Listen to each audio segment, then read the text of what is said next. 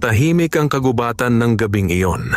Tanging huni ng mga kuliglig at hampas ng hangin sa mga dahon ng kawayan ang maririnig. Sa ilalim ng malamlam na liwanag ng buwan, naglalakad si Noriel, isang simpleng binata na anak ng isang magsasaka. Sanay siya sa hirap, matatag ang katawan at busilak ang puso. Galing siya sa ilog matapos manghuli ng isdang kanyang ipang-uulam kinabukasan. Sa kanyang kamay ay may hawak na maliit na sulo at sa kanyang balikat ay nakasabit ang lambat. Habang tinatahak niya ang madilim na daan pabalik sa kanilang baryo, nakarinig siya ng kakaibang ingay. Isang mahina, ngunit malinaw na tinig ng isang babaeng umiiyak. "Tulungan mo ako! Pakiusap!" Napatigil si Noriel. Sa unay inakala niyang hangin lamang iyon o isang engkanto na sinusubok siya. Ngunit nang muling marinig ang tinig, mas malinaw at may halong paghingi ng saklolo, hindi na siya nagdalawang isip. Sinundan niya ang tinig patungo sa pusod ng kagubatan, sa lugar na matagal nang pinagbabawalan ng matatanda sa baryo. Ayon sa mga alamat, doon daw naninirahan ng mga diwata at nilalang na hindi dapat gambalain ng tao. Ngunit sa puso ni Noriel na naigang awa, kung may nangangailangan ng tulong, hindi siya uurong. Habang papalapit siya, unti-unting lumiliwanag ang paligid. Ang mga dahon ay kumikislap na tila may mga mumunting bituin na nakasabit. At doon, sa gitna ng mga punong may gintong sinag, nakita niya ang isang babaeng sugatan, nakahandusay, duguan ng balikat, at nakasuot ng damit na tila hinabi mula sa liwanag ng buwan. Ang kanyang buhok ay mahaba at kumikislap na parang pilak, at ang kanyang balat ay kasimputi ng gatas, ngunit sa kanyang mga mata ay may halong sakit at pangamba. "Diyos ko!" bulalas ni Noriel. "Miss, ayos ka lang ba?" Tinakbo niya ang babae, inilapag ang kanyang lambat at sulo, at marahang itinayo ito. Ngunit nang madampian niya ang balat ng babae, isang kakaibang init at liwanag ang bumalot sa kanyang palad.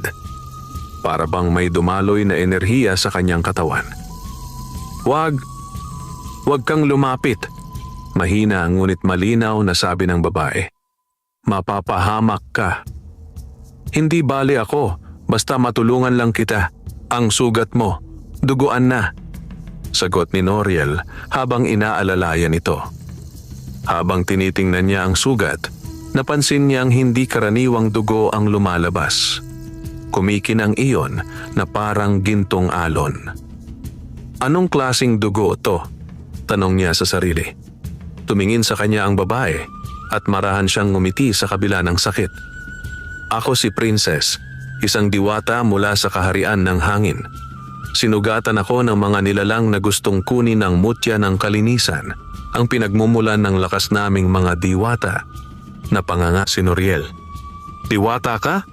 Totoo pala kayo?" Tumango si Princess, humihingal. "Totoo kami, ngunit bihira kaming nagpapakita sa mga tao.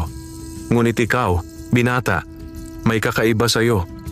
Ang iyong puso ay dalisay at ang iyong loob ay matatag. Ramdam ko iyon sa unang haplos mo." Hindi alam ni Noriel kung ano ang mararamdaman, takot ba o paghanga. Ngunit nakita niya sa mukha ng diwata ang tunay na pagdurusa. Kaya't agad niyang binuhat ito, dinala sa kanyang kubo sa gilid ng bukid. Sa kabila ng kanyang pagod, nagawa niyang gamutin ang sugat gamit ang mga halamang gamot na karaniwan niyang ginagamit sa mga sugat ng hayop at tao. Ngunit habang nililinis niya ang sugat, biglang lumiwanag ang paligid. Tila may mga alitaptap na nagliparan sa hangin at umikot sa katawan ni Princess. "Hindi ko kayang manatili rito ng matagal," mahina niyang sabi. "Kung ako'y matagpuan ng mga kaaway kong itim na alagad ni Dargon, mapapahamak ka rin." "Hindi ako matatakot," matigas na sabi ni Noriel. "Hanggat ako'y buhay, hindi ko hahayaang may masamang mangyari sa iyo." Napangiti ang diwata. Sa unang pagkakataon, nakaramdam siya ng kapanatagan. Isang mortal ang nag-alay ng kabayanihan para sa kanya. Walang kapalit, walang pagdududa.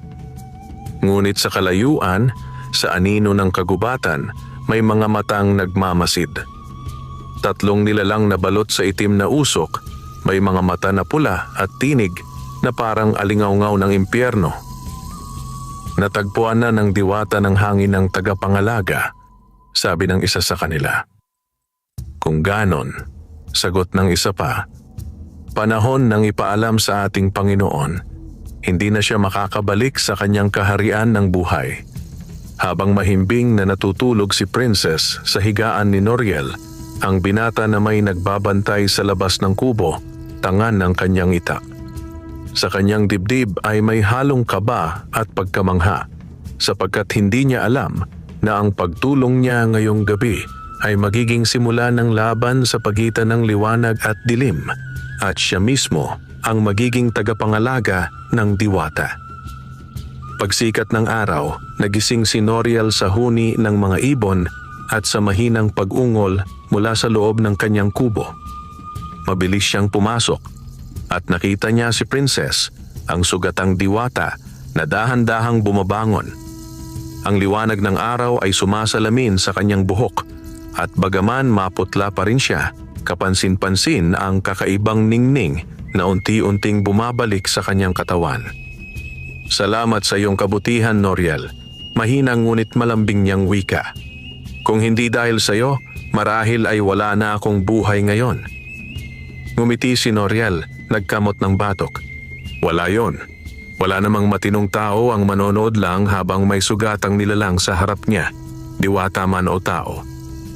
Napangiti si Princess, ngunit napayuko rin. Ngunit hindi mo alam ang panganib na kaakibat ng pagtulong sa akin. Ang mga itim na alagad ni Dargon, ang pinuno ng madidilim na nilalang sa ilalim ng lupa, ay hindi titigil hanggat hindi nila nakukuha ang aking mutya. At kung matunton nila ako rito, pati ikaw ay mapapahamak. Wala akong pakialam, mariing sagot ni Noriel. Hanggat nasa piling ko ka, ligtas ka. Di ako uurong sa kahit anong panganib. Napatitig si Princess sa kanya. Sa anyo ng isang mortal na walang kapangyarihan, ngunit may pusong mas matapang kaysa sa karamihan. Sa kanyang mga mata, nakita niya ang liwanag na matagal na niyang hinahanap, ang dalisay na tapang ng isang mortal. Sa sumunod na mga araw, nagpatuloy ang paggaling ni Princess. Tinuturuan siya ni Noriel ng mga gawain sa bukid, ang pagtatanim, pagdidilig, at pagtitibag ng kahoy. Sa tuwing gumagalaw siya, nagiiwan ng kakaibang bango ang paligid, amoy ng mga bulaklak na hindi lumalago sa daigdig ng tao. Isang gabi, habang nakaupo silang dalawa sa ilalim ng punong mangga, nagsalita si Princess. Noriel, alam mo ba kung bakit kami binigyan ng mga mutya? Hindi. Ano bang layunin ng mga yon? Tanong ni Noriel. Ang mutya, sagot ni Princess, ay kaluluwa ng kalikasan. Sa pamamagitan nito, nabubuhay ang hangin, ulan at liwanag. Ang mutya ko, mutya ng kalinisan, ang nagpapanatili ng balanse sa pagitan ng hangin at liwanag. Kung makuha ito ni Dargon, magdidilim ang langit at malulunod sa galit ang mga ulap. Tahimik si Noriel. Ramdam niya ang bigat ng kanyang narinig. Kung ganon, sabi niya, hindi lang ikaw ang kailangan kong tulungan. Lahat tayo. Tumango ang diwata. Kaya kailangan kong bumalik sa aking kaharian sa lalong madaling panahon. Ngunit wala akong sapat na lakas upang makatawid sa portal ng hangin. Tanging ang isang mortal na may pusong busilak ang makapagpapaaktibo nito. Tumingin siya kay Noriel. Malambing, ngunit may bahid ng pag-asa. Ikaw lang ang makakatulong sa akin, Noriel. Kinagabihan, habang mahimbing ang tulog ng diwata, lumabas si Noriel upang mag-igib ng tubig sa balon. Ngunit nang ibalik niya ang timba, bigla niyang naramdaman ang malamig na simoy ng hangin. Paglingon niya, may 3 aninong nakatayo sa gitna ng dilim. Ang kanilang mga mata ay nagliliyab na pula at ang hangin ay nagiging mabigat. "Nasaan ang diwata?" tanong ng isa. Ang tinig ay parang yelo na nagagasgas sa bato. "Wala akong kilalang diwata," sagot ni Noriel, sabay hawak sa kanyang itak. Ngunit bago pa siya makagalaw, sumugod ang isa sa mga nilalang. Matangkad, balot sa itim na ulap. Mabilis ang kilos ni Noriel at sa isang hampas ng itak ay natamaan niya ito. Ngunit sa halip na dugo, usok lamang ang lumabas. "Walang saysay ang sandata mong mortal," ngisi ng nilalang. "Ngunit huwag kang mag-alala, pagkukunin namin siya, iiwan naming buo ang katawan mo para magsilbing paalala sa iba." Biglang bumukas ang pinto ng kubo. Lumabas si Princess, may hawak na gintong liwanag sa kanyang palad. "Lumayas kayo mga anak ng kadiliman, wala kayong puwang sa mundong ito." Umalingaw-ngaw ang tinig niya at ang gintong liwanag ay sumabog na parang hangin na may apoy. Napaatras ang mga nilalang, sumigaw sa sakit habang natutunaw sa liwanag ng diwata. Ngunit bago sila tuluyang maglaho, isa sa kanila ang nagsabi, "Hindi ka makakatakas, diwata ng hangin. Nakita ka na namin. Sa susunod, kasama na namin ang ating Panginoon." At sila'y naglaho, naiwan ang katahimikan. Pagod at nanginginig, napaluhod si Princess. Agad siyang sinalo ni Noriel. "Hindi ko na kayang ulitin ito," mahina niyang sabi. "Sa susunod, baka ako naman ang mapahamak." "Hindi kita hahayaang mag-isa," tugon ni Noriel. "Hawak pa rin ang diwata. Kung saan ka man pupunta, sasama ako." Napatingin si Princess sa kanya, sa mortal na handang itaya ang buhay para sa kanya. At sa sandaling iyon, isang gintong liwanag ang bumalot sa kanilang dalawa. Sa noo ni Noriel, unti-unting lumitaw ang tatsulok na marka ng hangin, tanda ng basbas ng diwata. "Simula ngayon, ikaw na ang aking tagapangalaga," bulong ni Princess. "At ikaw na rin ang magiging susi ng ating kaligtasan." Madaling araw pa lamang ngunit hindi makatulog si Noriel. Kahit nakahiga siya sa banig sa tabi ng natutulog na diwata princess, ang isipan niya ay puno ng mga tanong. Ano ang ibig sabihin ng markang lumitaw sa kanyang noo kagabi? Bakit parang may kakaibang lakas na dumadaloy sa kanyang katawan mula nang lumitaw iyon? At higit sa lahat, bakit parang naririnig niya ngayon ang bawat bulong ng hangin? Lumabas siya ng kubo. Ang paligid ay payapa, ang mga dahon ay dahan-dahang kumikilos parang sumasayaw sa umagang simoy. Ngunit sa kanyang pandinig, may mga salitang mahina ngunit malinaw. "Noriel, tagapangalaga." Ang hangin ay may dala na babala. Napatingin siya sa paligid, nanginginig. "Sino ka?" Sigaw niya ngunit walang sagot. Tanging ihip ng hangin ang tumugon na tila lumalabas mula sa mga punong kahoy. Sa gitna ng kawalan, unti-unting nagdilim ang paningin ni Noriel. Napayuko siya at bago pa man siya makabangon, bumagsak siya sa lupa, nananaginip. Sa panaginip, nakatayo siya sa tuktok ng isang bundok na tila yari sa mga ulap. Sa ilalim niya, makikita ang walang katapusang karagatan ng hangin, mga ulap na umiikot, mga kidlat na dumaraan at mga gintong sinag na kumikislap. Mula sa kalayuan, may lumapit na figura, isang babae na nakasuot ng korona ng liwanag. Ang kanyang buhok ay tila alon ng hangin at sa kanyang mga mata ay may dalang karunungan ng daan-daang taon. "Noriel," wika ng babae, ang tinig ay parang awit na may himig ng hangin. "Ako si Reyna Amihan, pinuno ng mga diwata ng hangin. Ako ang ina ni Princess." Napaluhod si Noriel sa harap ng Reyna. "Mahal na diwata, ako po'y walang alam sa inyong mundo. Hindi ko alam kung karapat-dapat akong humarap sa inyo." Ngumiti si Amihan. "Ang kababaang loob mo ang dahilan kung bakit ikaw ang napili.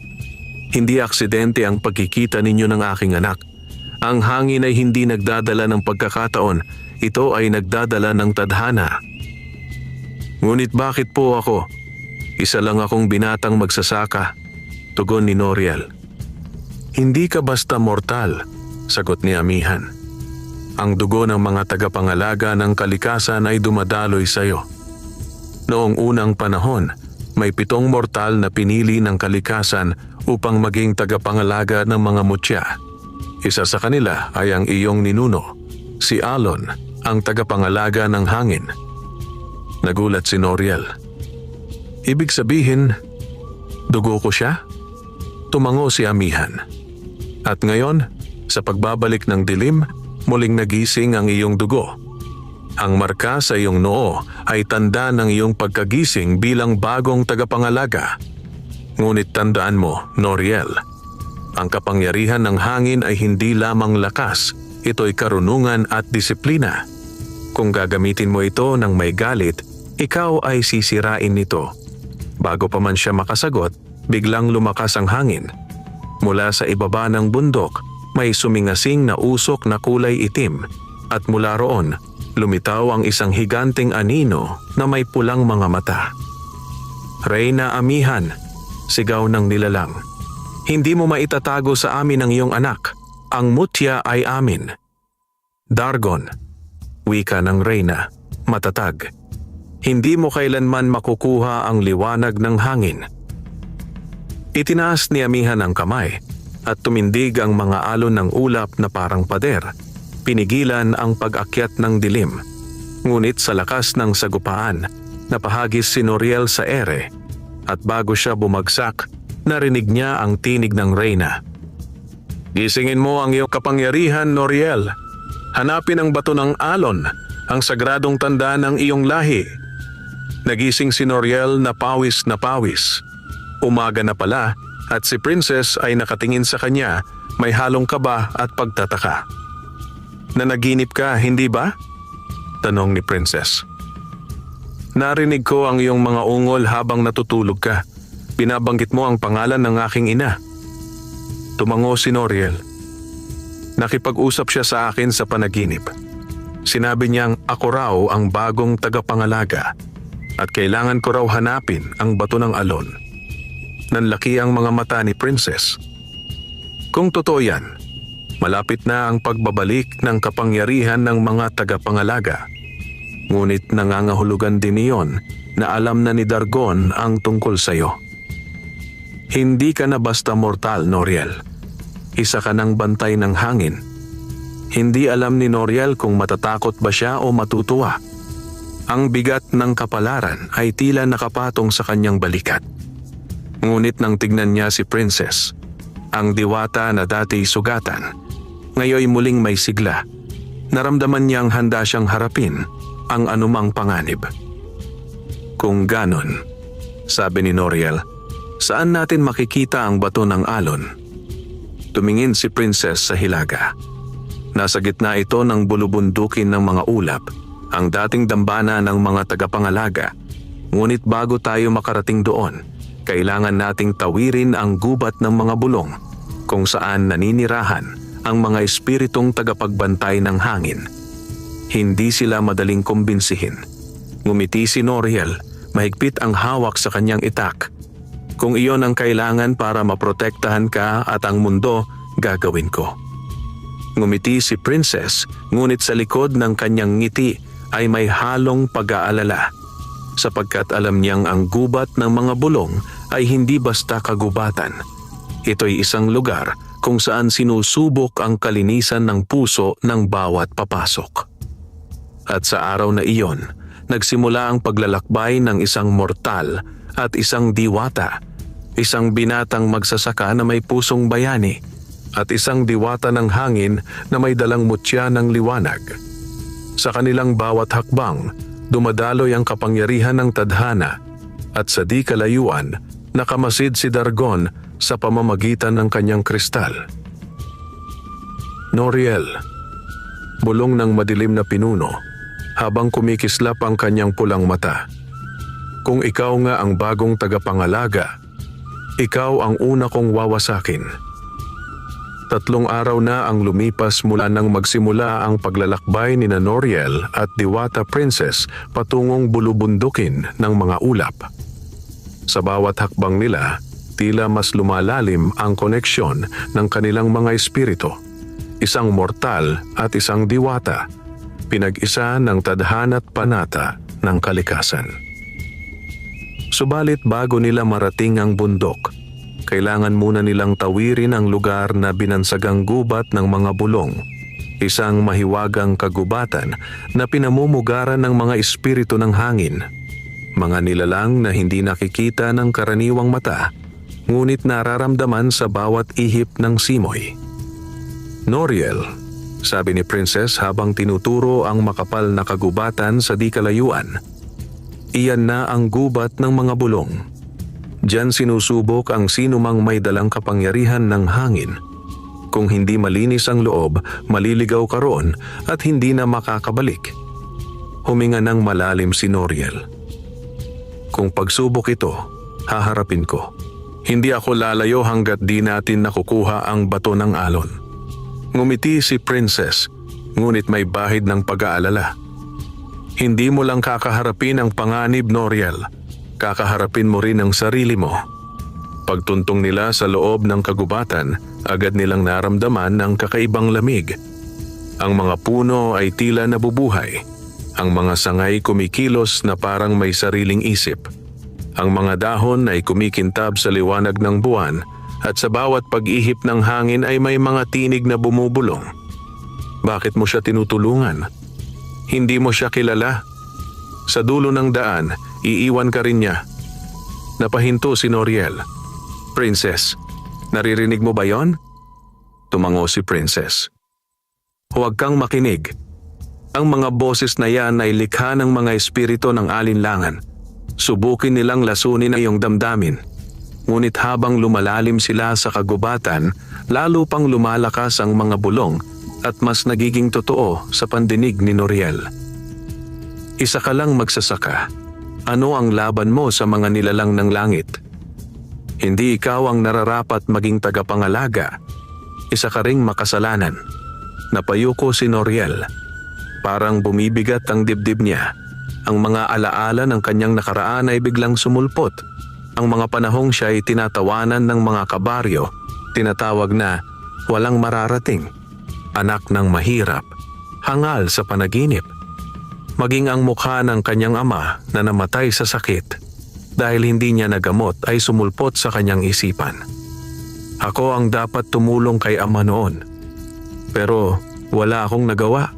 Bulong niya sa sarili, nanginginig ang tinig. Biglang lumabo ang paligid. Ang hangin ay naging usok at mula sa anino ay lumitaw ang anyo ng kanyang ama, matanda, marungis at malungkot ang mga mata. Anak, bakit mo ako pinabayaan noon? Napatigil si Noriel. Hindi ikaw yan. Hindi totoo to. Ngunit kahit alam niyang ilusyon, hindi niya kayang pigilan ang pagluha. Sa gilid niya, nakikita ni Princess ang lahat.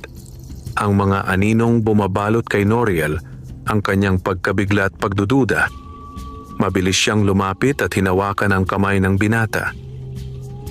Noriel, makinig ka sa akin.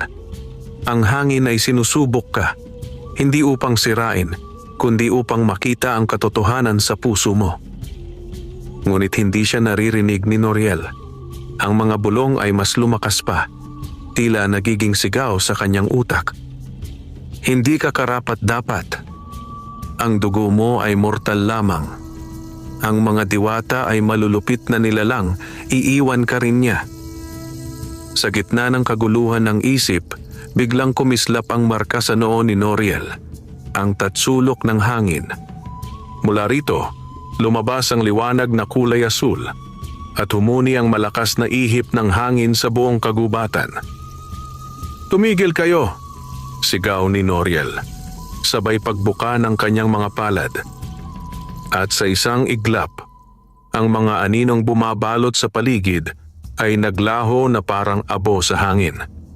Ang katahimikan ay muling bumalik at ang mga bulong ay napalitan ng himig ng mga ibon. Sa harap nila, lumitaw ang tatlong espiritu ng hangin. Mga nilalang na gawa sa liwanag at ulap. Ang kanilang mga mata ay kumikislap at sa kanilang anyo ay may halong kataasan at kababaang loob. Noriel, tagapangalaga ng bagong panahon, sabi ng unang espiritu. Nilinis mo ang iyong puso mula sa alinlangan. Ang iyong tapang ay hindi galing sa lakas, kundi sa katapatan ng loob, dagdag ng ikalawa. At dahil diyan, sabi ng ikatlo, habang iniaabot ang isang bilog na bato na kulay bughaw, ito ang selyo ng hangin, ang unang tanda ng iyong pagkilala bilang tunay na tagapangalaga. Kinuha ni Noriel ang bato. Sa oras na dumampi ito sa kanyang kamay, dumaloy ang kakaibang enerhiya sa kanyang katawan. Parang libu-libong hangin ang sabay-sabay na humihinga sa kanyang kaluluwa. "Princess," mahina niyang sabi, "parang may gumigising sa loob ko." Ngumiti si Princess, bakas ang tuwa sa muka. "Iyan ang unang antas ng iyong kapangyarihan, ang sigla ng hangin. Mula ngayon, maririnig mo ang kalikasan at mauunawaan ang wika ng mga alon ng hangin." Ngunit sa kabila ng kanilang tagumpay, sa malayong bundok ay gumagalaw ang madilim na ulap. Sa loob ng isang kuweba, nakaupo si Dargon, ang hari ng dilim, habang pinagmamasdan sa kristal ang nangyari. Nakalampas sila sa gubat ng mga bulong. Bulong niya may ngiti ng panlilinlang. Ngunit hindi pa siya ganap. Hindi niya pa alam ang tunay na lakas ng hangin. Itinaas ni Dargon ang kanyang kamay at mula sa lupa ay lumitaw ang tatlong nilalang na balot sa itim na apoy. "Mga alagad ko, humanda kayo. Sa susunod nilang hakbang, salubungin ninyo sila sa lambak ng mga ulap. Gusto kong mahuli ang diwata ng hangin, buhay man o patay." Habang papalabas sa gubat sina Noriel at Princess, muling umihip ang hangin. Ngunit ngayong pagkakataon, dala nito ay himig ng pag-asa. Tumingin si Noriel sa diwata. "Princess, simula ngayon, hindi lang ako tagapangalaga mo. Kakampi mo ako hanggang dulo." Tumingin din si Princess sa kanya. May halong ngiti at lungkot. "At ako, hindi lang ako diwata na iyong tinulungan. Ako'y magiging gabay mo. At kung kailanman dumating ang dilim, ako ang magiging liwanag na tatanglaw sa iyo." Sa pagyakap ng gabi, nagpatuloy silang maglakad patungo sa hilaga, dala ang bagong lakas at bagong pag-asa. Ngunit hindi nila alam, ang susunod na daan ay hindi lamang pagsubok ng tapang, kundi pagsubok ng damdamin at sakripisyo. Pagkatapos nilang makalampas sa gubat ng mga bulong, nagpatuloy sina Noriel at Diwata Princess sa kanilang paglalakbay patungong bulubundukin ng mga ulap. Ngunit bago pa nila marating ang tuktok, kailangan muna nilang tawirin ang lambak ng mga ulap, isang mahiwagang kapatagan na laging nababalot ng manipis na hamog at hangin na tila may buhay. Habang naglalakad sila, hindi mawala sa isip ni Noriel ang kakaibang enerhiyang dumadaloy sa kanyang katawan. Sa tuwing humihinga siya, tila sumasabay ang hangin sa kanyang bawat galaw. Ang mga dahon ay kumikilos kasabay ng tibok ng kanyang puso. "Princess," sabi niya habang sinusundan ng diwata, "pakiramdam ko, parang may sariling isip ang hangin. Tila alam nito ang bawat hakbang ko." Ngumiti si Princess. "Iyan ang unang palatandaan na tanggap ka na ng kalikasan. Kapag naramdaman mong sumasabay ang hangin sa iyo, nangangahulugang handa ka ng gamitin ang kapangyarihan mo hindi lang para sa sarili, kundi para sa kabutihan ng lahat." Tumingala si Noriel, pinikit ang mga mata, at sa isang iglap, sumabay sa kanya ang ihip ng hangin. Banayad. Ngunit may puwersang kayang magpahinto ng mga dahon. Parang buhay siya, wika niya, halos pabulong. "Oo," tugon ni Princess. Ang hangin ay kaluluwa ng kalikasan. Ngunit mag-ingat ka sapagkat sa bawat puwersa ng liwanag may kapantay na puwersa ng dilim. At tila sagot sa kanyang mga salita, biglang dumilim ang langit. Ang mga ulap ay nagtipon at ang tahimik na lambak ay napuno ng malakas na ugong. Mula sa gitna ng ulap, bumaba ang 3 nilalang na balot sa itim na apoy at usok. Ang kanilang mga mata ay pulang-pula at ang kanilang tinig ay tila halinghing ng mga halimaw sa kailaliman. Ayan sila, wika ni Princess, sabay atras ng bahagya. Ang mga 3 alagad ni Dargon. Lumakad pa abante si Noriel, hawak ang kanyang itak, handang ipagtanggol ang diwata. Ang una sa kanila ay payat na parang anino, ang tinig ay malamig. Ako si Silakbo, ang espiritu ng galit. Ako ang hangin ng puot na gumigiba ng kapayapaan. Ang ikalaway matangkad at tila yari sa ulap na itim. Ako si Alapaap, ang espiritu ng paglilinlang. Sa bawat paningin ng tao, ako ang nagiging anino ng katotohanan. At ang pangatlo, pinakamalaki sa kanila ay balot ng kadiliman at apoy. Ako si Pugon, ang espiritu ng apoy ng hangin, ang nagliliyab sa galit ni Dargon. Ako ang kamatayan ng mga tagapangalaga. Umalingaw-ngaw ang kanilang mga tinig at ang lambak ay yumanig. Noriel, wika ni Princess. Ito na ang unang pagsubok ng iyong lakas. Ngunit tandaan mo, hindi mo sila matatalo sa dahas. Tanging ang kalinisan ng iyong loob ang magbibigay sa iyo ng kapangyarihan. Sumugod si Silakbo, dala ang alon ng galit. Sa bawat hampas ng kanyang mga kamay, may hangin na parang kidlat na bumabagsak. Umiwas si Noriel, ngunit tinamaan siya ng isa sa mga hampas at napaluhod. Hindi mo kayang kontrolin ang hangin, mortal, sigaw ni Silakbo. Ngunit nang marinig iyon, kumalma si Noriel. Inalala niya ang sinabi ni Reyna Amihan sa kanyang panaginip. Ang hangin ay hindi mo pag-aari. Isa kang daluyan lamang ng kanyang damdamin. Pumikit siya, huminga ng malalim at inabot ang kanyang palad sa hangin. Sa isang iglap, dumaloy sa kanyang katawan ang bughaw na liwanag. Uminit ang paligid at umihip ang malakas na hangin na umikot sa kanya. Parang buhawi. Ngayon, sabi ni Noriel, subukan mo akong pabagsakin. Sa isang hampas ng kanyang kamay, lumipad si Silakbo at naglaho sa ulap na parang abo. Ngunit bago pa siya makapahinga, lumapit si Alapaap. Ang paligid ay biglang nagbago.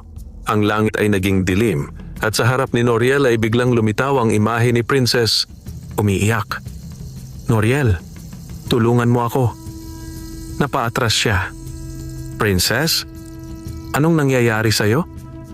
Ngunit sa isang kisap mata, naging halimaw ang anyo ng diwata. Ang mga matay itim at ang tinig ay malupit. Niloko ka lang namin, mortal. Ang mga diwata ay walang puso. Hindi totoo yan. Sigaw ni Noriel, ngunit bumigat ang kanyang dibdib. Sa likod niya, narinig niya ang tunay na boses ni Princess. Noriel, huwag kang maniwala. Isa yan sa mga ilusyon ni Alapaap. Pinikit ni Noriel ang kanyang mga mata, pinakinggan ang tibok ng kanyang puso at hinanap ang tunay na hangin. Sa kanyang paligid, naramdaman niyang may isang simoy na malamig ngunit payapa, ang hangin ng katotohanan. Binuka niya ang kanyang mga mata. Hindi mo ako malilinlang. Inihampas niya ang kanyang kamay sa hangin at sa isang iglap, ang ilusyon ni Alapaap ay naglaho. Ang espiritu ay napasigaw habang tinatangay ng malakas na puwersa ng bughaw na liwanag. Ngunit si Pugon, ang pinakamalakas, ay humakbang. Mula sa kanyang katawan ay lumabas ang apoy na itim at pula at ang paligid ay nagliyab. Ikaw, mortal, ay maglalaho sa apoy ng galit ni Dargon. Sinugod niya si Noriel. Ang init ay halos tumunaw sa mga bato. Agad tumakbo si Princess at inabot ang kamay ni Noriel. Gamitin mo ang kapangyarihan ng selyo ng hangin. Huwag mong labanan ang apoy. Yakapin mo ito. Sumunod si Noriel. Pinagsama nila ang kanilang mga kamay at sa sandaling iyon, ang liwanag ng hangin at mutya ni Princess ay nagtagpo. Isang napakalakas na buhawi ang nabuo. Puti, bughaw at gintong liwanag na umikot sa buong lambak. Tinangay nito si Pugon at tinunaw sa alon ng liwanag. Sa isang iglap, bumalik ang katahimikan. Ang ulap ay muling luminaw at ang langit ay nagliwanag. Habang nakaupo si Noriel sa damuhan, hingal na hingal, lumapit si Princess at pinahid ang pawis sa kanyang noo. "Tagumpay ka, Noriel," sabi niya. "Napagtagumpayan mo ang unang labanan sa pagitan ng liwanag at dilim." Ngumiti si Noriel bagaman pagod. "Hindi ko nagawa iyon mag-isa. Kung wala ka, baka matalo na ako kanina." Ngumiti si Princess at itinapat ang kanyang kamay sa noo ni Noriel. Muling lumiwanag ang kanyang marka. "Ngayon, tuluyan ka ng tinanggap ng hangin. Mula ngayon, sa bawat panganib, maririnig mo ang tinig ng kalikasan na gagabay sa iyo." Sa di kalayuan, muling umihip ang hangin. Banayad, malamig, ngunit may dalang mensahe. "Noriel, ang daan mo ay mahaba pa, ngunit hindi ka nag-iisa." Nagkatitigan sila ni Princess. Sa kanilang mga mata, unti-unting nabubuo ang isang damdaming higit pa sa pagkakaibigan, isang pagtitiwala na maaaring maging pag-ibig. Ngunit sa ilalim ng tahimik na langit, sa malayong kuweba, muling nagising ang sigaw ni Dargon. "Hindi pa tapos ang lahat. Sa susunod, hindi lang mga alagad ang ipadadala ko. Ako mismo ang lalabas sa dilim." Matapos ang matagumpay na labanan sa lambak ng mga ulap, nagpatuloy sina Noriel at Diwata Princess patungo sa Hilaga, kung saan matatagpuan ang bulubundukin ng mga ulap, ang sinasabing tahanan ng bato ng alon, sagradong piraso ng kalikasan na tanging mga tagapangalaga ng hangin lamang ang maaaring humawak. Habang umaakyat sila, unti-unting nagbabago ang tanawin. Ang paligid ay napupuno ng ulap parang dagat at ang hangin ay tila may sariling musika. Sa bawat hakbang ni Noriel, naririnig niya ang mahinang tinig ng hangin na parang kumakanta. "Magtiwala ka sa iyong puso, sapagkat doon nakatago ang hangin ng buhay." Napatingin siya kay Princess na abala sa paglalakad sa unahan. Ang kanyang buhok ay sumasabay sa ihip ng hangin at sa kanyang muka ay makikita ang liwanag na tila hindi nanggagaling sa araw kundi sa kanyang kaluluwa mismo. "Noriel," sabi ni Princess nang mapansin niyang tahimik ang binata, "malapit na tayo sa lugar ng bato ng alon. Ngunit bago natin ito makuha, kailangang pumasa ka sa pagsubok ng hangin. Hindi ito labanan ng lakas, kundi labanan ng loob at katapatan." "Pagsubok na naman?" natatawang tanong ni Noriel bagaman may kaba sa kanyang dibdib. "Hindi na ba matatapos ang mga ito?" Ngumiti si Princess. "Hanggat hindi mo pa lubusang nauunawaan ang kapangyarihan mo, magpapatuloy ang mga pagsubok, sapagkat ang tunay na tagapangalaga ay hindi ipinanganak, hinuhubog. Nang marating nila ang tuktok, tumambad sa kanila ang isang malawak na kapatagan na natatakpan ng makapal na ulap. Sa gitna nito ay may malaking bato na hugis spiral, at sa ibabaw ay nakapatong ang bato ng alon, isang kristal na kulay asul na kumikislap na parang dagat na binubuo ng hangin. Ngunit sa paligid ng bato ay umiikot ang mga malalakas na buhawi, tila mga bantay na hindi pumapayag na basta-basta itong lapitan. "Paano natin makukuha yon?" tanong ni Noriel, nakatingin sa mga nagwawalang buhawi. "Tanging ang may dalisay na hangarin ang makakalapit dyan," paliwanag Princess. "Kapag nagduda ka o nagpadala sa takot, tatanggihan ka ng hangin." Huminga ng malalim si Noriel at marahang lumapit. Sa bawat hakbang niya, lumalakas ang ihip ng hangin, tila sinusukat ang bigat ng kanyang puso. "Hindi ako susuko," bulong niya sa sarili. "Hindi ako lalaban para lang sa kapangyarihan. Lalaban ako para kay Princess at para sa kalikasan na ginagalawan namin. Ngunit biglang lumakas ang hangin. Ang mga alon ng ulap ay bumuo ng imahe. Ang imahe ni Dargon, ang hari ng kadiliman. "Isa ka lang mortal," sigaw ng tinig. "Hindi mo kayang pigilan ang kapalaran ng mga diwata. Lalamunin ka rin ng dilim." Napaatras si Noriel, ngunit naramdaman niya ang kamay ni Princess sa kanyang balikat. "Noriel, tandaan mo, ang takot ay kasinungalingan. Ang hangin ay laging nasa panig ng katotohanan. Makinig ka sa tibok ng iyong puso." Pumikit si Noriel, huminga ng malalim at inilapat ang palad sa dibdib. Sa kanyang isipan, narinig niya ang tinig ni Reyna Amihan. Ang bato ng alon ay hindi kayang kunin. Ito ay tinatanggap. Binuka niya ang kanyang mga braso, hinayaan ang hangin na dumaloy sa kanyang katawan at biglang nagliwanag ang kanyang marka sa noo. Ang mga buhawi ay unti-unting humina at ang bato ng alon ay lumutang papunta sa kanyang harapan. Dumampi ito sa kanyang kamay at sa sandaling iyon, isang malakas na alon ng bughaw na liwanag ang sumabog sa buong tuktok ng bundok. Pagkatapos ng liwanag, unti-unting bumalik ang katahimikan. Nakaupo si Noriel, hawak ang bato ng alon, habang nakamasid si Princess na may ngiti sa labi at mga matang puno ng luha ng tuwa. "Noriel," sabi ni Princess, "tagumpay ka. Isa ka ng ganap na tagapangalaga ng hangin. Ang kalikasan ay ganap ng kinikilala ka." Ngumiti si Noriel, bahagyang huminga ng malalim. "Pero bakit parang may nakikita akong kakaiba sa loob ng bato?" Lumapit si Princess at sabay nilang tiningnan ang loob ng bato ng alon. Sa loob nito, unti-unting nabubuo ang mga imahe ng 7 liwanag, ang 7 sagradong mutya ng kalikasan: hangin, tubig, lupa, apoy, bituin, halaman at buhay. Ang mga ito, wika ni Princess, halos hindi makapaniwala. Ang 7 puwersang bumubuo sa ating daigdig. Kung ang isa ay bumagsak, mawawala ang balanse ng lahat. Napatingin si Noriel sa kanya.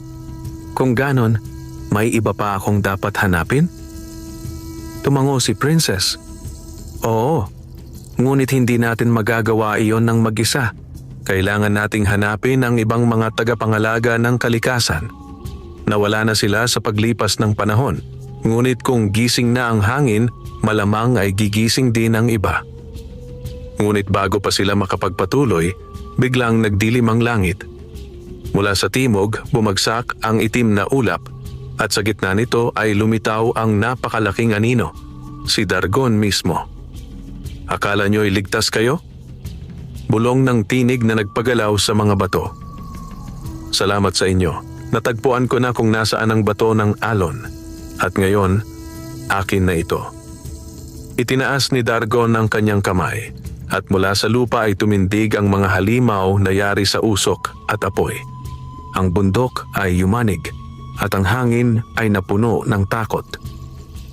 Hinawakan ni Noriel ang bato ng alon at sa kanyang kamay ay nagliyab ang bughaw na liwanag. "Hindi mo ito makukuha, Dargon. Ang bato ng alon ay para sa mga pinili ng liwanag." Ngumisi si Dargon, ang mga matay kumikislap na pula. "Tingnan natin kung hanggang saan kakayang ipagtanggol ng liwanag mo, mortal."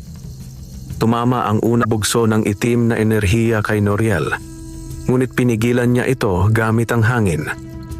Lumipad si Princess sa ere, naglabas ng gintong sinag mula sa kanyang palad. Sa kanilang dalawa, ang liwanag at hangin ay nagsanib upang harapin ang dilim. Ang tuktok ng bundok ay naging larangan ng labanan. Ang mga ulap ay umikot, ang mga bato'y lumulutang, at ang mga halimaw ay natutunaw sa bughaw na kidlat. Ngunit sa lakas ni Dargon, unti-unting napapagod si Noriel. Ang bato ng alon ay kumikislap sa kanyang kamay, ngunit parang may kulang.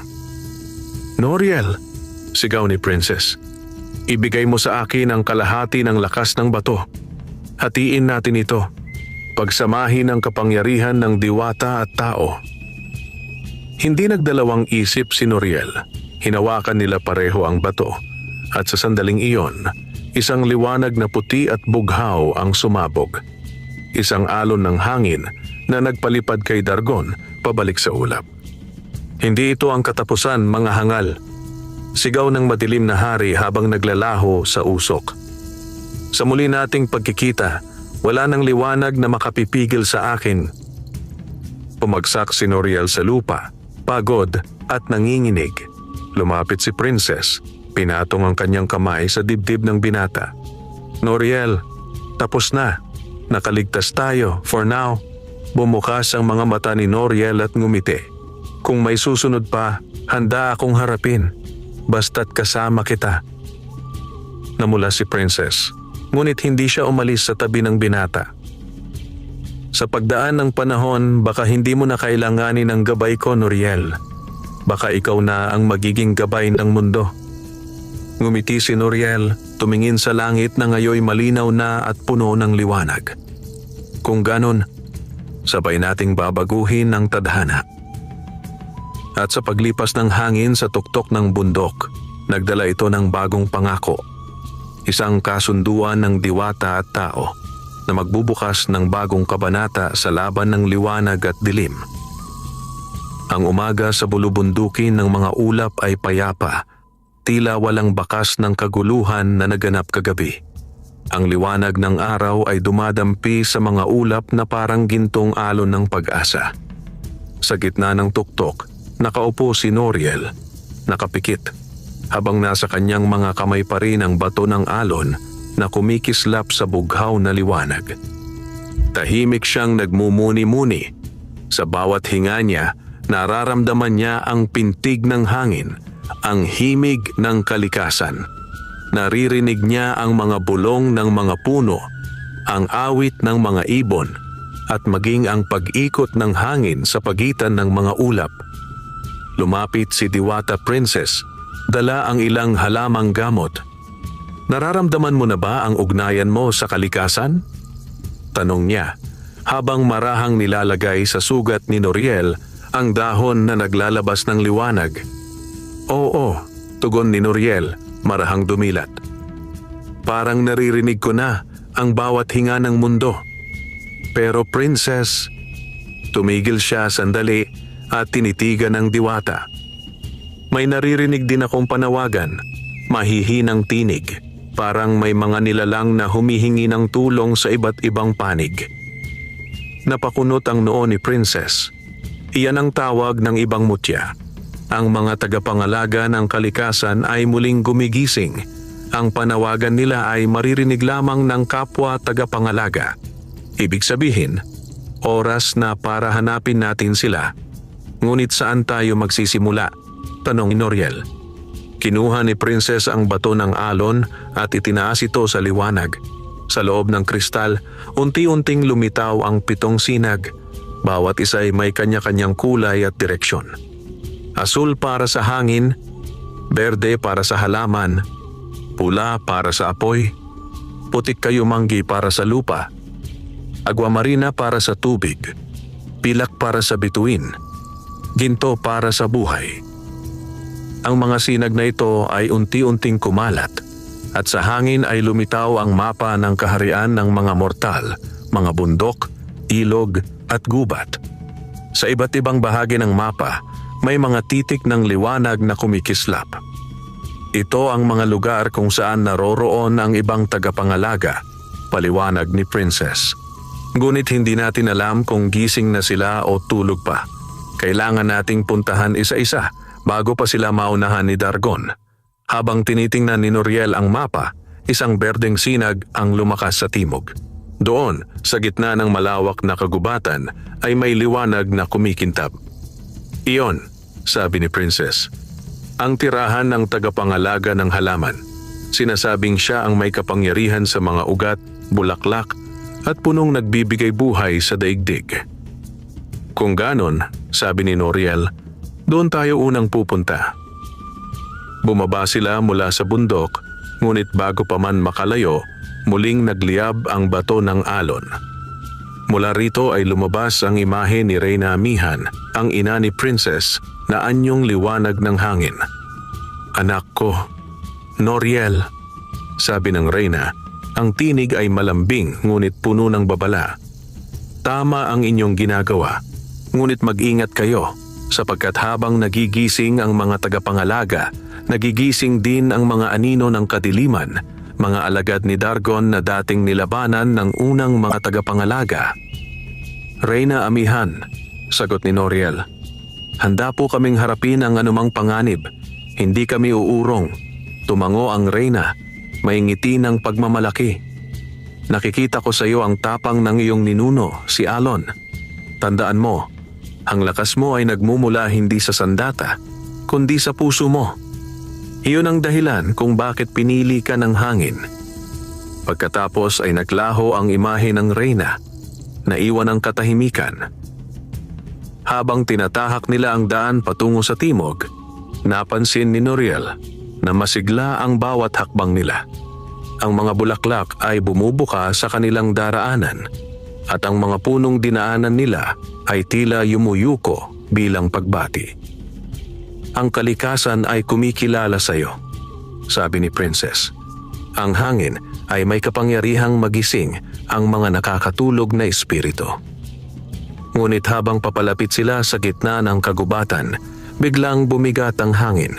Ang mga punong dahon ay tila natutuyo at ang mga ibon ay nagliparan sa takot. "May kakaibang enerhiya," bulong ni Noriel. "Parang may masamang puwersang nagbabantay." At hindi siya nagkamali. Sa gitna ng kagubatan, sa paligid ng malaking punong nara, nakatayo ang isang nilalang na kalahating tao at kalahating ugat, balot ng mga baging na parang buhay. Ang kanyang mga mata ay berdeng kumikislap at ang kanyang tinig ay parang dagundong ng lupa. "Sino kayo, mga dayuhan?" tanong nito. Ang tinig ay matigas. "Bakit ninyo ginagambala ang aking gubat?" Tumugon si Princess, marahang yumuko bilang paggalang. "Ako si Diwata Princess, tagapangalaga ng hangin. Kasama ko ang bagong tagapangalaga ng hangin, si Noriel. Nais naming makilala ang tagapangalaga ng halaman." Ngumisi ang nilalang. "Tagapangalaga? Wala nang ganoon sa panahong ito. Matagal nang nilamon ng dilimang mga tagapangalaga. Wala nang pag-asa ang kalikasan." "Totoo bang ikaw ang tagapangalaga ng halaman?" tanong ni Noriel. "Tama ka," sagot ng nilalang. "Ako si Lakan Verde, ngunit ang aking puso ay nilason ng kadiliman. Hindi ako naniniwala sa liwanag. Lahat ng nilalang ay pabaya at walang saysay ang pagprotekta sa mundong unti-unting namamatay." Nagtama ang tingin ni Noriel at Princess.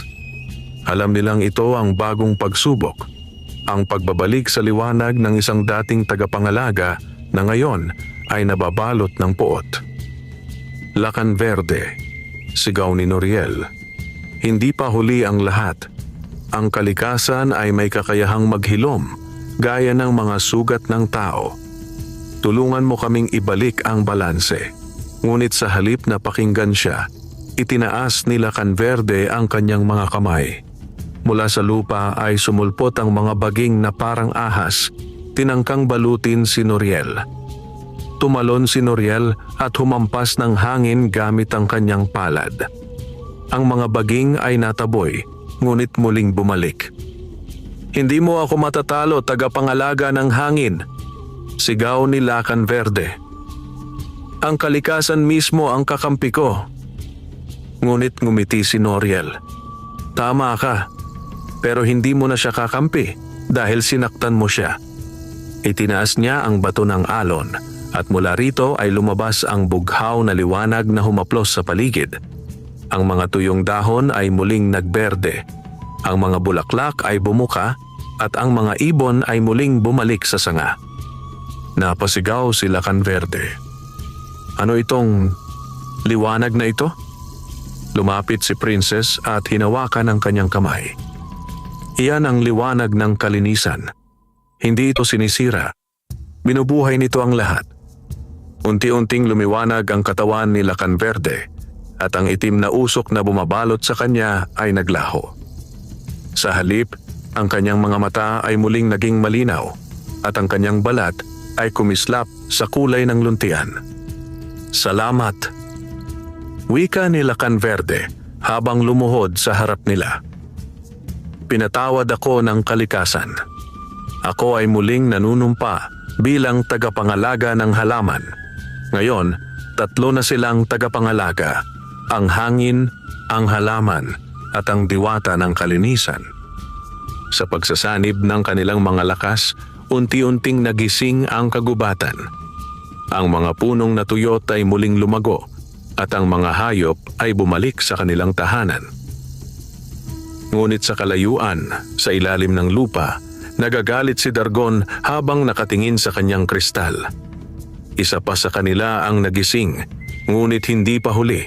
Kapag nakuha ko ang mutya ng buhay, lahat ng kalikasan ay mamamatay.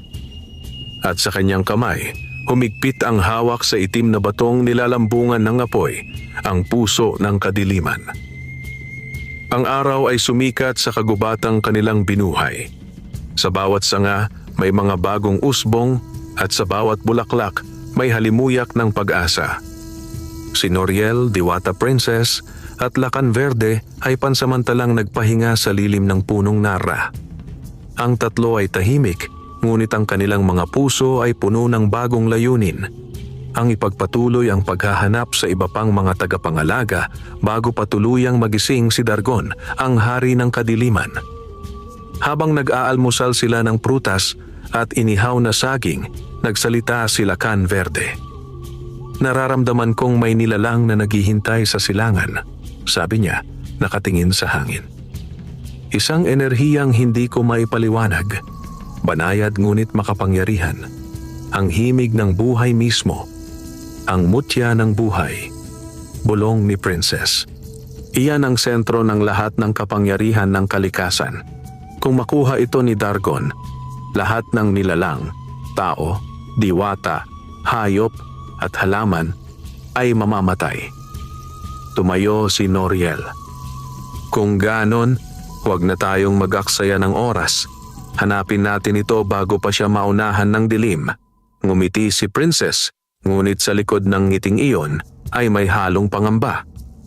Hindi lamang sa kapalaran ng mundo, kundi sa nararamdaman niyang unti-unting pagbabago sa kanyang puso sa tuwing tinitingnan si Noriel. 3 araw silang naglakad patungong silangan. Sa bawat hakbang, ang paligid ay tila nagiging mas luntian at mas buhay. Ang mga hayop ay lumalapit sa kanila na tila kumikilala. Ang mga bulaklak ay automatikong bumubuka kapag dumadaan si Noriel. Ngunit habang papalapit sila sa pinagmumulan ng liwanag ng mutya, napansin ni Princess ang kakaibang enerhiya sa paligid. Ang hangin ay malamig, ngunit sa ilalim ng lupa ay may init na tila umaagos. "May kakaibang puwersa dito," sabi niya. "Nararamdaman kong may nilalang na nagtatago sa paligid. Isang espiritu na nagbabantay sa mutya. Hindi pa man sila nakalalapit, biglang bumukas ang lupa. Mula rito ay sumulpot ang isang halimaw na tila pinaghalo ng tao at puno. Malalaking kamay na gawa sa ugat at katawan na balot ng mga dahon at putik. Ako si Ginoong Lunas, ang tagapagbantay ng mutya ng buhay," sigaw nito. "Sino kayong mga nangahas na lumapit?"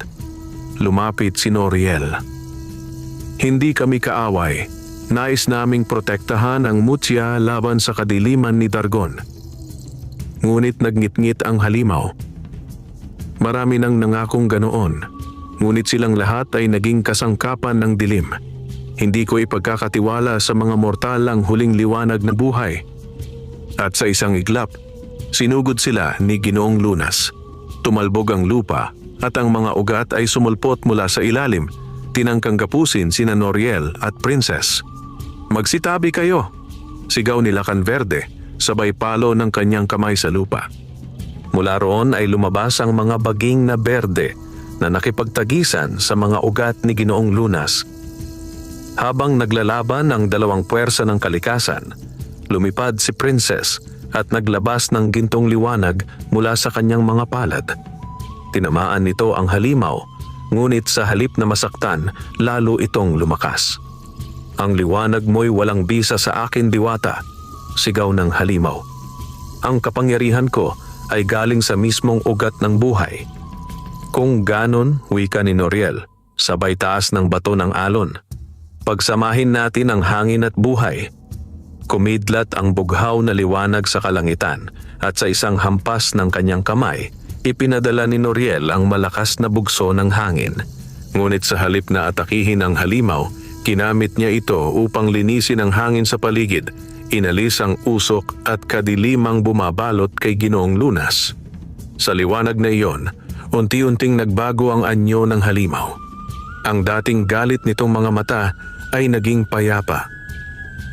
"Anong ginawa mo?" tanong ni Lunas, tila nagulat. "Hindi ko nilabanan ang iyong galit," sagot ni Noriel. "Nilinis ko lamang ang hangin na iyong hinihinga. Ang dilim na bumabalot sa puso mo ay gawa ni Dargon." Lumuhod si Ginoong Lunas. At mula sa kanyang dibdib ay lumabas ang mutya ng buhay. Isang kristal na kulay ginto na kumikislap sa bawat tibok. "Ngayon ko lang muling naramdaman ang tunay na hinga ng kalikasan," sabi niya. "Tanggapin ninyo ito, mga anak ng liwanag. Kayo ang itinakda." Kinuha ni Princess ang mutya ng buhay, ngunit nang mahawakan niya ito, biglang nagliyab ang buong paligid ng gintong liwanag. Lahat ay napapikit sa tindi ng sinag. Pagmulat ni Noriel, nakita niya si Princess, nakalutang sa hangin. Ang kanyang buhok ay kumikislap sa gintong liwanag. Sa kanyang likod ay unti-unting nabubuo ang mga pakpak ng hangin, parang mga sinag ng araw na pinagsama sa bughaw na ulap. "Princess!" sigaw ni Noriel, tumakbo palapit. "Anong nangyayari sa'yo?" Ngumiti si Princess, ngunit ang kanyang mga mata ay may halong luha. "Ang mutya ng buhay, ito ang tunay na pinagmulan ng aming lahi. Ang dugo ng mga diwata ay konektado rito. Kapag hawak ko ito, bumabalik ang aking kapangyarihang matagal nang natutulog." Ngunit bigla siyang napahawak sa dibdib. Ngunit may kapalit ito. Bawat paggamit ng mutya ng buhay ay nagbabayad ng lakas ng isang diwata. "Hindi!" sigaw ni Noriel, hinawakan ang kanyang kamay. "Hindi ko hahayaan na mawala ka." Ngumiti si Princess at marahang hinaplos ang pisngi ng binata. "Noriel, mula noong una mo akong tinulungan sa kagubatan, alam kong kakaiba ka. Ang iyong kabutihan, ang tapang mo, ang puso mong handang magsakripisyo. Iyan ang dahilan kung bakit ako nagmamahal." Nanlaki ang mga mata ni Noriel. "Anong sinabi mo?" Tumingin si Princess sa kanya, may ngiti ng katapatan. "Mahal kita, Noriel, at kung ito man ang magiging kapalit ng kaligtasan ng mundo, tanggap ko."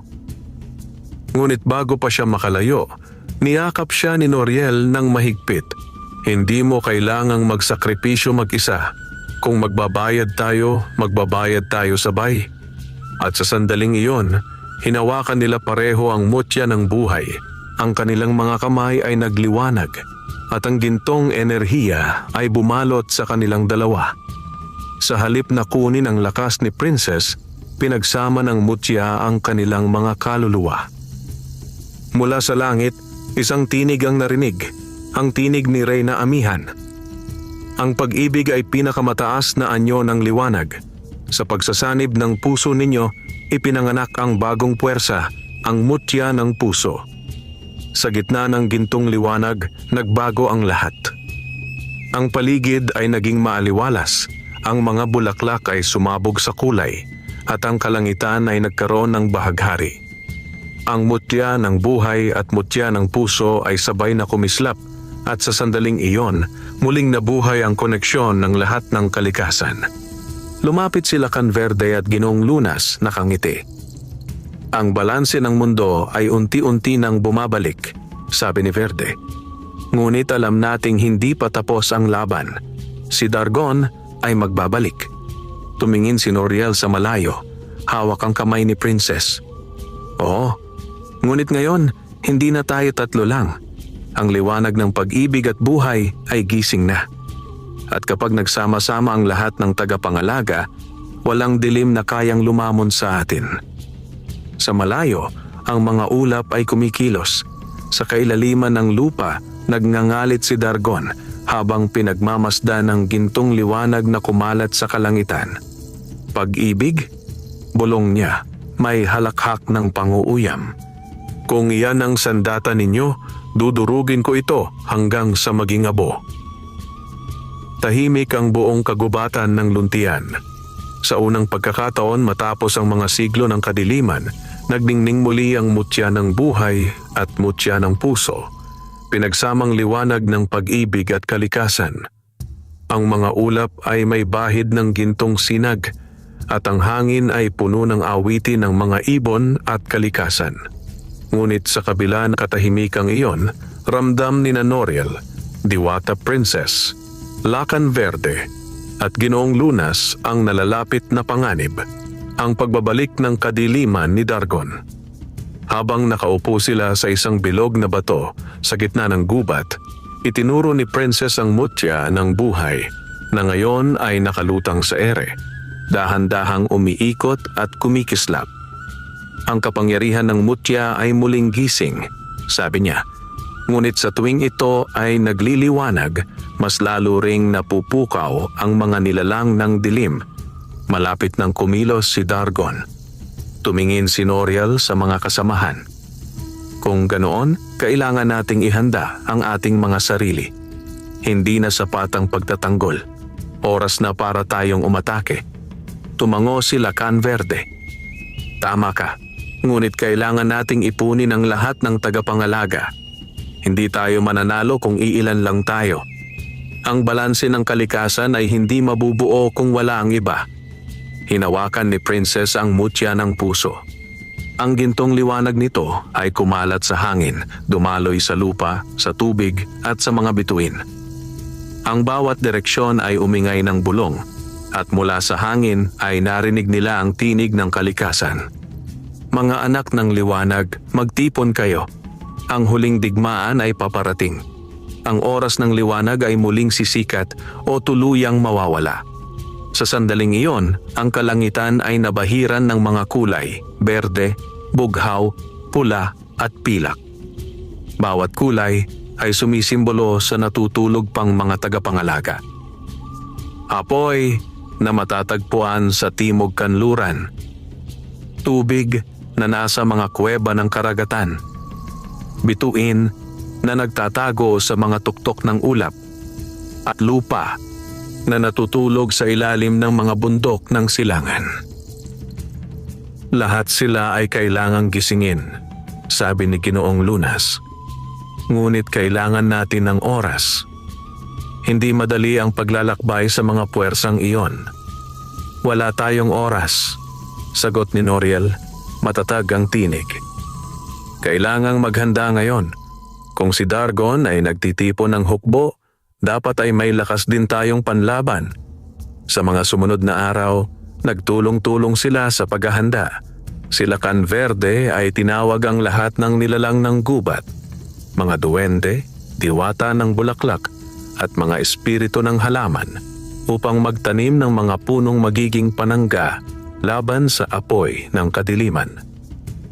Si Ginoong Lunas naman ay gumamit ng kanyang kapangyarihan upang pagalingin ang mga sugatang nilalang ng kalikasan at lumikha ng mga panangga ng buhay, mga punong kayang sumipsip ng itim na enerhiya ni Dargon. Habang si Princess ay nagdasal sa mga hangin at ulap, tinatawag ang mga diwata ng langit upang magbantay sa himpapawid. At si Noriel, sa tulong ng bato ng alon, ay nagsanay ng kanyang kapangyarihan. Pinag-isa niya ang bugso ng hangin sa kanyang mga galaw hanggang sa kaya na niyang lumikha ng mga sandatang gawa sa hangin mismo, mga sibat at kalasag na kasing tigas ng bakal, ngunit magaan tulad ng ulap. Ngunit sa bawat araw ng paghahanda, isang pag-aalinlangan ang bumabalot kay Princess. Isang gabi, Habang natutulog ang iba, mag-isa siyang nakaupo sa ilalim ng buwan. Ang mutya ng puso ay nakalutang sa kanyang harapan at sa liwanag nito ay nakikita niya ang mga alaala ng kanyang ina, si Reyna Amihan, na nag-alay ng buhay upang pigilan si Dargon noon. "Mahal kong ina," bulong ni Princess. "Paano kung mangyari rin sa akin ang nangyari sa iyo? Paano kung kailangan kong isakripisyo ang sarili ko para mailigtas ang lahat?" Mula sa likod, narinig niya ang tinig ni Noriel. "Hindi ko hahayaang mangyari yon." Nagulat siya at napalingon. Naroon si Noriel, tahimik ngunit seryoso ang muka. "Narinig ko ang sinabi mo," dagdag niya. "Kung may kailangang magsakripisyo, ako iyon. Hindi ikaw." Umiling si Princess, may luha sa mga mata. "Noriel, hindi mo naiintindihan. Ang mutya ng puso ay nag-ugat sa ating pinagsamang kaluluwa. Kapag ginamit ko ito sa huling laban, maaari kang mawala o ako ang mawawala. Isa lang sa atin ang maaaring manatili." Natahimik si Noriel. Hindi niya alam ang isasagot. Ngunit pagkatapos ng ilang sandali, ngumiti siya ng marahan. "Kung ganon, ipaglaban natin ito hanggang sa dulo. Pero isang bagay lang ang dapat mong tandaan, Princess. Kung sakaling may mawala sa atin, ang pag-ibig natin ay mananatili sa hangin. Hindi iyon kailanman mamamatay." Tumulo ang luha ni Princess, ngunit sa kanyang puso ay naramdaman niya ang kapayapaan. "Kung ganon," sabi niya, "sabay nating haharapin ang dilim hanggang wakas." Kinabukasan, yumanig ang lupa, ang himpapawid ay nagdilim at ang mga ulap ay naging itim na apoy. Mula sa kailaliman ng lupa ay lumitaw ang mga halimaw ni Dargon, mga nilalang na gawa sa usok at apoy, may mga mata na naglalagablab sa galit. Sa itaas ng ulap, narinig nila ang malakas na tinig ni Dargon, umaalingaw-ngaw sa buong kalangitan. "Mga anak ng liwanag, ang panahon ng mga diwata ay tapos na. Ako na ang bagong hari ng kalikasan, hari ng kadiliman." Lumabas sa ulap si Dargon. May suot na balabal na yari sa usok at ang kanyang kamay ay hawak ang puso ng kadiliman, isang batong itim na kumikislap ng apoy na pula. Sa bawat hakbang niya, natutuyo ang damo at ang mga ibon ay nahuhulog sa lupa. Humakbang si Noriel kasama sina Princess, Verde at Lunas. "Hindi mo makukuha ang kalikasan," sigaw ng binata. "Ang hangin ay hindi alipin ng kadiliman." Ngumisi si Dargon. "At ikaw, tagapangalaga ng hangin, ikaw ang unang mawawala." Isang malakas na pagsabog ang sumunod. Ang hangin at apoy ay nagsalpukan at ang himpapawid ay umilaw sa bughaw at pula. Sila Canverde at Ginoong Lunas ay lumaban sa mga nilalang ng dilim, habang si Noriel at Princess ay hinarap mismo si Dargon. Ang kanilang lakas ay nagbanggaan. Liwanag laban sa dilim, pag-ibig laban sa pot. Sa bawat hampas ni Dargon, bumubuo siya ng kidlat na itim. Ngunit tinatapatan ito ni Noriel ng hangin na nagiging kalasag. Si Princess naman ay lumulutang sa hangin, nagpapadala ng gintong sinag mula sa mutya ng buhay, pinapawi ang usok ng kadiliman. Ngunit sa kabila ng kanilang tapang, alam nilang hindi pa iyon ang huling laban. "Noriel!" sigaw ni Princess habang tinatamaan ng enerhiya ang paligid. "Hindi pa tayo handa. Kailangan muna nating gisingin ang iba." "Alam ko," sagot ni Noriel habang pinipigilan ang isa pang bugso ng kadiliman. "Pero kung di natin siya mapigilan ngayon, baka hindi na tayo magkaoras." Biglang umalingaw-ngaw ang tinig ni Dargon. "Hindi nyo na maaabot ang inyong mga kakampi sapagkat ngayong gabi, luluhod sa akin ang lahat ng nilalang." Itinaas ni Dargon ang kanyang kamay at mula sa kalangitan ay bumaba ang libu-libong halimaw, mga nilalang ng usok, abo at apoy. Ang mundo ay muling natakpan ng dilim. Ngunit sa gitna ng kaguluhan, sumigaw si Princess. Hangin ng liwanag, halaman ng buhay, lupa ng katatagan, pakinggan ninyo kami. Ang oras ng pagkakaisa ay dumating. At sa di kalayuan, mula sa apat na direksyon ng mundo, may mga sinag na tumugon. Ang mga natutulog na tagapangalaga ay gumigising. Sa gitna ng madilim na himpapawid, unti-unting nagliwanag ang bughaw, berde at gintong liwanag. Narinig ni Noriel ang mga tinig sa hangin, malalakas, matatag at puno ng pag-asa. "Dargon!" sigaw ni Noriel habang nakatindig sa gitna ng unos. "Ito ang huling araw ng iyong dilim. Sa pagsikat ng bagong araw, ang kalikasan mismo ang huhusga sa iyo." Ngumiti si Princess, hawak ang kamay ni Noriel. "Ang ating mga puso ay isa na. Ang liwanag ay hindi kailanman matatalo." At sa likod nila lumitaw ang mga bagong anyo, ang tagapangalaga ng tubig, apoy, lupa at bituin, handa nang sumali sa digmaan. Ang langit ay kumulog, ang lupa ay yumanig, at ang hangin ay umihip na parang himig ng tadhana. Ang buong kalangitan ay nabalot ng dilim, ang lupa ay yumanig, ang mga ulap ay nagsanib, at ang mga bituin ay nagkubli sa takot. Sa gitna ng kaguluhan, ang tinig ni Dargon, hari ng kadiliman, ay umalingaw-ngaw sa apat na direksyon ng mundo. "Ang panahon ng liwanag ay tapos na. Ako ang bagong may-ari ng kalikasan. Ang lahat ng nilalang ay luluhod sa harap ko." Ngunit sa ilalim ng maitim na langit, nakatindig si Noriel, ang tagapangalaga ng hangin. Hawak ang bato ng alon na kumikislap sa bughaw na liwanag. Sa kanyang tabi ay nakalutang si Diwata Princess, bitbit ang mutya ng puso na pinagsamang kapangyarihan ng pag-ibig at buhay. Sa paligid nila ay nakahanay sina Lakan Verde, tagapangalaga ng halaman, Ginoong Lunas, tagapangalaga ng buhay, at ang bagong dumating na mga tagapangalaga, apoy, tubig, lupa at bituin, mga nilalang na ginising ng panawagan ng kalikasan. Ang mundo ay humihinga, naghahanda sa huling laban ng liwanag laban sa dilim. Sumugod ang mga hukbo ni Dargon, libo-libong nilalang na gawa sa usok, abo at apoy. Ang lupa ay bumuka at nilamon ang mga puno. Ang dagat ay umalsa na tila may galit na di mapigilan. Ngunit sa isang sigaw ni Noriel, umihip ang malakas na hangin na nagkalas ng dilim, at mula sa langit ay bumaba ang mga diwata ng ulap, mga espiritu ng hangin na handang lumaban. "Mga tagapangalaga," sigaw ni Noriel, "ngayon natin ipagtatanggol ang ating mundo para sa kalikasan, para sa liwanag at para sa lahat ng nilalang." Tumugon si tagapangalaga ng apoy, isang lalaking may mata na kumikislap na parang baga. Ang apoy ay sa wakas ay maglilinis ng kadiliman. Sinundan siya ng tagapangalaga ng tubig, isang babaeng may buhok na parang alon. Ang daloy ng dagat ay hindi titigil hanggat may buhay, may pag-asa. At sabay-sabay nilang nilusob ang hukbo ni Dargon. Sa gitna ng labanan, nagliyab ang buong langit. Ang mga kidlat ay sumabog, ang apoy at tubig ay nagtagpo, at ang lupa ay umangat sa bawat hampas ng mga halimaw. Ang mga tagapangalaga ay lumaban ng buong lakas, ngunit si Dargon ay napakalakas.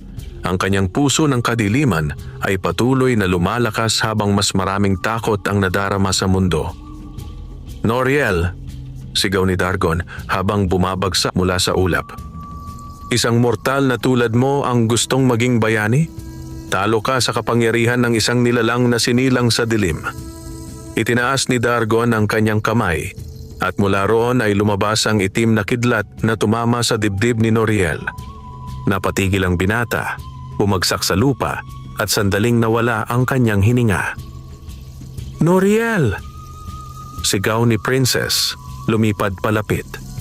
Lumuhod siya at inilapat ang kanyang palad sa dibdib ng binata. Mula sa kanyang kamay ay lumabas ang gintong liwanag ng mutya ng puso, at unti-unting bumalik ang tibok ng puso ni Noriel. Pagmulat ng binata, tumulo ang luha sa mga mata ni Princess. "Huwag mo akong iiwan. Hindi ko kayang mawala ka." Ngumiti si Noriel, hinawakan ang kamay ng diwata. "Hindi ako mawawala. hanggat naririto ka. Tumindig siya, muling hinawakan ang bato ng alon at ang kanyang noo ay nagliwanag sa bughaw na marka ng hangin. Sa kanyang paligid ay umikot ang buhawi ng liwanag. Dargon! Sigaw niya. Hindi ako bayani. Isa lang akong tao, pero ako'y anak ng kalikasan. At ang kalikasan ay hindi kailanman susuko. Sa isang iglap, nilipad niya si Dargon at nagbanggaan ang kanilang mga kapangyarihan. Ang hangin at kadiliman ay nagsalpukan. Naglikha ng alon ng enerhiya na nagpasabog ng liwanag sa buong langit. Habang nagpapatuloy ang labanan, napansin ni Princess na unti-unting nasisira ang kalikasan sa paligid. Ang bawat pagsabog ng enerhiya ay nagpapalubog sa lupa, nagpapasiklab sa apoy at nagpapadilim sa ulap. Alam niyang kung hindi nila tatapusin ang laban, mawawala ang buong mundo. Lumapit siya kay Noriel habang patuloy itong nakikipaglaban. Noriel, kailangan nating gamitin ang mutya ng puso. Iyon lang ang kayang humigop sa lakas ng kadiliman. Umiling si Noriel. Hindi pwede, Princess. Kapag ginamit mo iyon ng buo, ikaw ang mawawala. Mas mabuti nang mawala ako. Sagot niya, nangingilid ang luha, kaysa mawala ang lahat ng nilalang. Ngunit hinawakan siya ni Noriel ng mahigpit. Kung ganoon, sabay natin itong gagamitin, walang iwanan. At sabay nilang hinawakan ang mutya ng puso. Ang gintong liwanag ay biglang sumiklab at mula rito ay lumabas ang tunog na parang awitin ng hangin at kalikasan. Ang lahat ng tagapangalaga ay napatingala. Sa liwanag na iyon, ang kanilang mga kapangyarihan ay nagtagpo. Hangin, tubig, apoy, lupa, halaman, bituin at buhay. Lahat ay naging iisang puwersa. Dargon! Sabay na sigaw ni Noriel at Princess. Ito ang hatol ng kalikasan. Itinaas nila ang mutya ng puso at bato ng alon. Ang dalawang liwanag ay nagtagpo at isang malawak na alon ng liwanag ang sumabog sa buong kalangitan. Tinangay nito ang lahat ng dilim, natunaw ang mga halimaw at ang katawan ni Dargon ay nagsimulang gumuho. Hindi. Maaari ito, sigaw ni Dargon habang unti-unting natutunaw sa bughaw gintong liwanag. Ang kadiliman ay hindi kailanman mawawala. Ngunit sa huling sandali, sumagot si Noriel.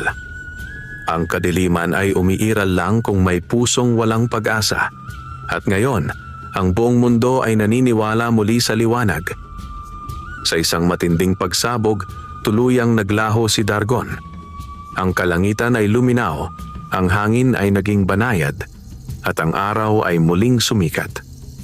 Pagkatapos ng labanan, ang mga tagapangalaga ay nagtipon sa gitna ng lambak.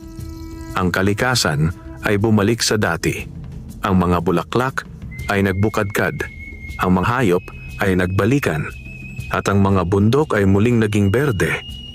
Ngunit sa gitna ng kapayapaan, napansin nila Canverde na nakaluhod si Noriel. Hawak ang mutya ng puso. Si Princess ay nakahandusay sa kanyang bisig, payapa ngunit hindi na humihinga. Princess, bulong ni Noriel, nanginginig ang tinig. Tapos na ang digmaan. Pwede ka nang magpahinga. Ngumiti si Princess kahit mahina. Ang kalikasan ay ligtas na. At hanggat may hangin, may buhay. Nariyan ako, Noriel. Itinaas niya ang kamay at hinaplos ang pisngi ng binata. Mahal kita. Salamat sa pagtupad sa tadhana. At sa huling sandali, nagliwanag ang katawan ni Princess. Ang kanyang diwa ay naging alon ng hangin, kumalat sa buong kalikasan, at sa bawat ihip ng simoy ay maririnig ang kanyang tinig. Banayad, marikit, at puno ng pag-ibig. Noriel, ako ang hangin na magbabantay sa iyo. Napaluha si Noriel, ngunit hindi galit ang laman ng kanyang puso, kundi kapayapaan. Alam niyang hindi siya nag-iisa. Ilang buwan ang lumipas at ang mundo ay muling umusbong. Ang mga tagapangalaga ay nagbantay sa 4 na direksyon at si Noriel ay nanatili sa bundok ng mga ulap, nagtatag ng dambana para kay Princess, ang diwata ng kalinisan at hangin na siyang ginawang haligi ng bagong panahon ng kapayapaan. Tuwing umaga, kapag umiihip ang hangin, maririnig ng mga tao ang mahinang tinig ng diwata. Mag-ingat sa kalikasan sapagkat dito nakatago ang inyong buhay. At si Noriel, tuwing tinitingnan ng langit ay ngumiti sapagkat sa bawat simoy nararamdaman niya ang yakap ng minahal niyang diwata. Sa paglipas ng mga taon, naging alamat si Noriel. Ipinasa niya ang kanyang karunungan sa mga bagong tagapangalaga at ang kanyang pangalan ay inukit sa mga bato ng hangin bilang ang mortal na naging hangin ng pag-asa. Ang mundo ay muling umunlad at sa bawat ihip ng simoy ay dala ang aral ng kanilang kwento. Ang tunay na lakas ay hindi sa kapangyarihan o mahika, kundi sa pag-ibig na handang magsakripisyo para sa lahat. At sa dulo ng hangin, maririnig pa rin ang kanilang magkasabay na tinig, si Noriel at Princess, na bumubulong sa bawat nilalang. Hanggat may pag-ibig, may liwanag, wakas